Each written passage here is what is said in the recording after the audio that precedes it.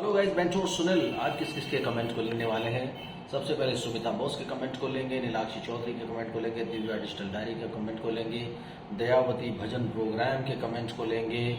उसके बाद हम लेंगे AASDD81 के कमेंट को। तो चलिए, चैनल को सब्सक्राइब कीजिए, लाइक कीजिए, शेयर कीजिए, पूरी दुनिया में फैला दीजिए। मुझसे कंसल्ट करने के लिए 8166790299 आप डायल कर सकते हैं। +91 इंडिया का ISD कोड लगाना बिल्कुल ना भूलें। इंडियन कंसल्टेशन 1000, इंडिया के बाहर से कॉल कर रहे हैं 3000 रुपीज अकाउंट ट्रांसफर देकर आपको मेरा अपॉइंटमेंट इजीली मिल जाता है। तो एक चीज मैं आपको कहना चाहूंगा, पहले तो सबसे पहले वीडियो को आप लाइक कर दीजिए। दूसरी बात, आप कमेंट जरूर कीजिए, क्योंकि आपके कमेंट से इतने सारे वीडियोस बनते हैं। और जब आप कमेंट्स रेगुलरली करते हैं उससे दो फायदे होते हैं। एक तो आपकी क्वेरीज सेटल होती है, यानी आपके दिमाग में जो भी चीजें आ रही हैं उसका जवाब आपको मिलता है। दूसरे, आप जैसे पता नहीं कितने सारे पेरेंट्स हैं जो उस वक्त चाहते हैं कि उनको वो जवाब मिले, लेकिन उस वक्त उनके जहन में वो सब बातें नहीं आती।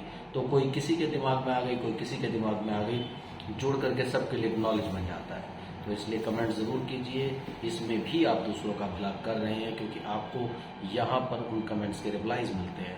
तो चलिए, सबसे पहले ले लेते हैं सुमिता बोस के कमेंट को। My son has very high concentration with sharp intelligence. Whatever he likes, he completes by himself with lot of passion and multiple times. But he is very aggressive to do it in his own way.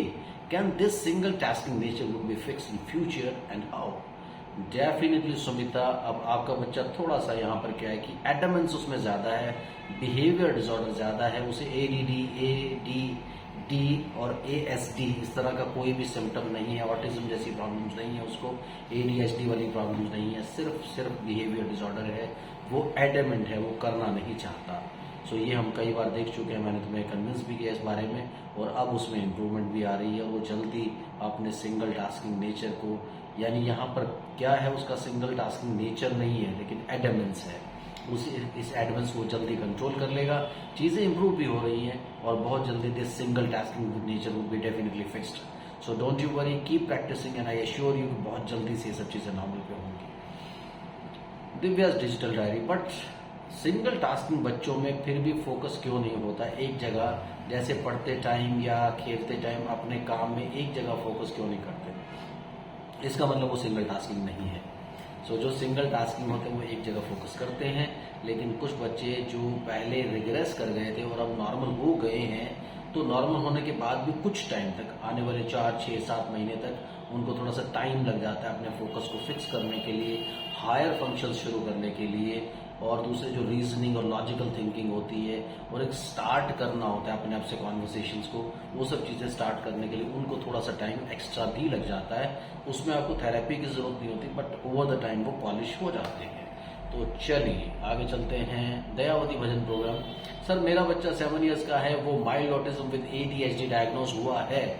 वो बोलता भी है, समझता भी है, सब है, reading English Hindi दोनों करता है, पर जब हम उसको बाहर लेकर जाते हैं तो सबके हैंड को पकड़ता है। सर प्लीज बताइए कि ऐसा किस लिए करता है और उसकी इस आदत को मैं कैसे ठीक कर सकती हूँ, प्लीज हेल्प मी। और वो घर पर बिल्कुल नॉर्मल बच्चे की तरह बिहेव करता है, बात करता है, पर जब बाहर लेकर जाते हैं तो ये सारा उसका मिसबिहेवियर शुरू होता है। एक्चुअली क्या होता है कि सबसे पहली बात, बच्चा 7 साल का हो गया है, डायग्नोस कब हुआ है, उसका क्या एक्चुअल स्टेटस है, इसके बारे में हम लोग नहीं जानते। पहले उसको देखना बड़ा इंपॉर्टेंट है कि उसका एग्जैक्ट डायग्नोसिस क्या बना है, क्योंकि ये सब सेकेंडरी सिम्टम्स होते हैं। प्राइमरी प्रॉब्लम क्या है उसको देखना इंपॉर्टेंट है। जैसे मैं अक्सर बात करता हूँ, बुखार एक सेकेंडरी सिम्टम है, उसका डायग्नोसिस टाइफाइड है, मलेरिया है, चिकनगुनिया है या डेंगू है, क्या है, ये सब चीजें देखना जरूरी होता है। सो डायग्नोसिस को पकड़ करके हम लोग ट्रीटमेंट कर सकते हैं। ये सब सिम्टम्स होते हैं, इन सिम्टम्स को हम लोग ऐसे कंसिडर नहीं कर सकते। तो मैं ये चाहता हूँ कि सबसे पहले उसके बारे में कंप्लीट शेयरिंग की जाए, तो उसके वीडियोस हमें मिले, उसको हम देख पाए, जिससे कि हम डिटरमिन कर पाए कि एग्जैक्टली उसके साथ कोई प्रॉब्लम है भी कि नहीं है, और अगर है तो हम उसको कैसे क्योर करें, इसके बारे में हम सारी इन्फॉर्मेशन आपको दे सकते हैं। चलिए आगे बढ़ते हैं। AASDD81, हेलो सर, मेरा बेटा 5 इयर्स का होने वाला है, हम घर पे थेरेपी करा रहे हैं, क्या 5 साल के बाद भी रिकवरी अच्छे से होती है?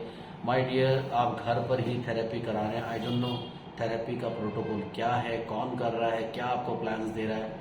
ये सारी की सारी चीजें डिस्कस करना बहुत जरूरी है, तब इस बात का जवाब दिया जा सकता है। ऐसे वेग हवा में इन सब बातों के जवाब नहीं दिए जाते। तो I want to see this child, एक बार इस बच्चे को देख ले, उसके बाद बता सकते हैं कि उसमें क्या किया जा सकता है। Thank you very much and keep commenting. Bye bye.